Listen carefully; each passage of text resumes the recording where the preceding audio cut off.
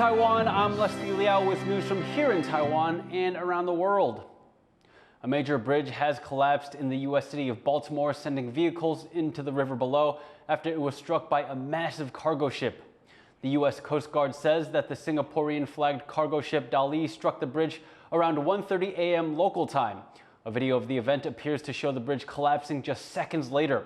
The local fire department has called the incident a developing mass casualty event. The main span of the Francis Scott Key Bridge was nearly 400 meters across, making it the third longest bridge of its kind in the world. Storm Media is reporting that Taiwan's former President Ma Ying-jeou will meet with Chinese President Xi Jinping in China early next month. Ma's foundation announced yesterday that the former president plans to lead a student delegation on a 10-day trip to China starting April 1st. Storm Media now reports that Ma and Xi will meet in Beijing on April 8th. It'll be the second time the two will meet following a 2015 talk in Singapore during Ma's presidency. Ma also visited China in 2023 but did not go to Beijing or meet with Xi. Images of Taiwan's streets have surfaced on Chinese military social media accounts. According to analysts, China is recreating Taiwan's landscape to train its soldiers for an invasion. I went to one of the recreated streets to check things out. We're out here on a quiet street in Taoyuan City in northern Taiwan. You might not recognize it because it's in a mostly suburban area of the country. But if you follow the Chinese military on social media, then it might seem familiar. That's because this Taekwondo studio behind me appeared on one of their accounts earlier this week. But the published images weren't taken here in Taiwan. They were actually taken at a training ground in China. What gives? Well, analysts say that the Chinese military is training for an invasion of Taiwan using replicas of the country's geography. 这种战术层面，把台湾的一些街景融入，意思就是让他们的部队训练的时候可以熟悉这地景地物，那么如果在进行作战的时候，就更为容易辨别这个方向。Taoyuan is one of Taiwan's army strongholds. In this area, there are several campgrounds, bases, and a military academy, making it a prime target for an invasion force. But this isn't the first time a Taiwan building has shown up on Chinese social media. Previously, replicas of Taiwan's presidential office and foreign ministry have all showed up on Chinese military accounts. But this replica of the Taekwondo studio is turning heads for its attention to detail. It's been recreated right down to its logo and phone number. Against a backdrop of fraught cross-strait tensions, these images serve to show just how tense the Taiwan-China relationship truly is. The United States and Britain have accused China of a decade-long hacking campaign against politicians, government officials, and defense companies. They say an arm of China's Ministry of State Security targeted White House staffers, U.S. senators, and others who criticized Beijing. Washington says the campaign was trying to repress critics of the Chinese Communist Party, compromise government institutions, and steal trade secrets. Prosecutors in the U.S. have charged 7 alleged Chinese hackers. The Chinese embassy in London says the charges are fabricated. For more on the significance of the government hacks, reporter Chris Gorin spoke with Luke de Pulford, executive director of the Inter-Parliamentary Alliance on China, who was one of the targets of the attacks. Your organization, IPAC, was specifically targeted in this hack. And on top of that, there was also around 40 million UK voters who had their data compromised. How concerned should we be about this? The first is that we found out from the Department of Justice indictment that the attack on parliamentarians was basically an attack on IPAC. The indictment said that every single European Union member of IPAC had been attacked, 43 parliamentary accounts associated with IPAC in the UK, and a whole bunch more. It really is unacceptable for an attack that happened in 2021 to be revealed in 2024 via a press release, and the subjects of that attack not to be told about it. I'm really extremely shocked that agencies which are supposed to be set up to protect us did not inform the people in my organization, which was the subject of this attack.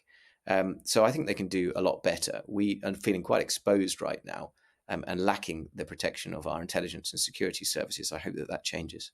Regarding the Electoral Commission hack, I mean, I think it's possible to overstate its importance. A lot of the information contained in the electoral role is public domain anyway. And it's also totally within the modus operandi of the Chinese overseas influence operations to try to garner, glean as much information from large-scale phishing attempts like this. Spy agencies in many countries around the world are conducting intelligence operations, including cyber operations.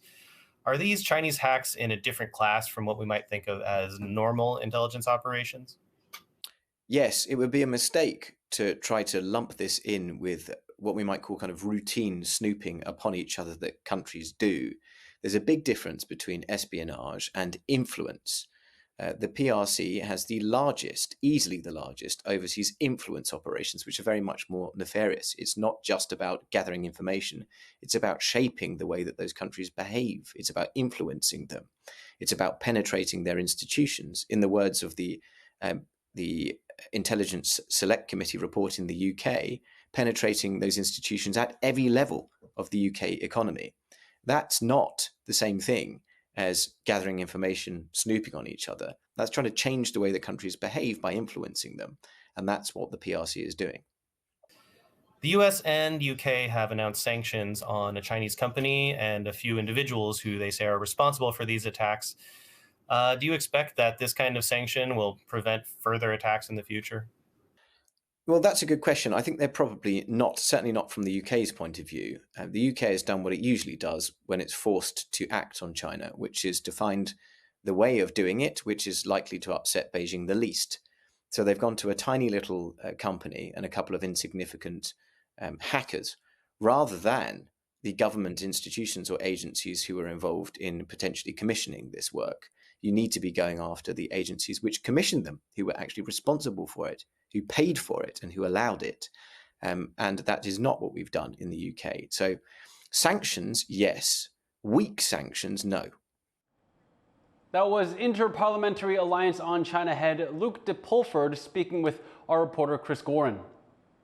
Experts are predicting record transaction volume in Taiwan's housing market this year, up to as much as 60% more than last year. That's as the peak season for house buying in Taiwan approaches around a national holiday that usually falls in early April. Despite soaring house prices around the country, real estate agents are reporting high levels of interest, especially in newly built properties. A local think tank says it expects new government subsidies aimed at helping young people get on the property ladder to offset the central bank's recent interest rate hike. The union representing teachers at the British Council's Taiwan branch is demanding higher pay to meet the rising cost of living. The union says pay at the council's English learning centers hasn't gone up to account for inflation since the council was set up in Taiwan in 2005. It's also upset by what it says are unfair practices like failing to give hourly workers adequate pay for sick leave. A spokesperson for the British Council told TaiwanPlus it has been maintaining communication with the union and will continue to try and resolve any differences. A Formosan black bear found caught in a snare in eastern Taiwan has died of its injuries. Local volunteers found the bear and called in a team of forestry workers. They sedated the bear and brought it to a veterinary clinic, but the bear died from infection leading to organ failure. Formosan black bears are endangered, with an estimated 200 to 600 living in the wild. Taiwan law protects the country's largest mammal, but a growing number have been coming into contact with human settlements, putting them in danger from hunting traps. Thank you for watching What's Up Taiwan. You can visit the TaiwanPlus website or follow our social media for more stories from Taiwan and around the world. Finally, today we bring you this footage of an extreme urban mountain bike event in Colombia. I'm Liao. Take care, and I'll see you next time.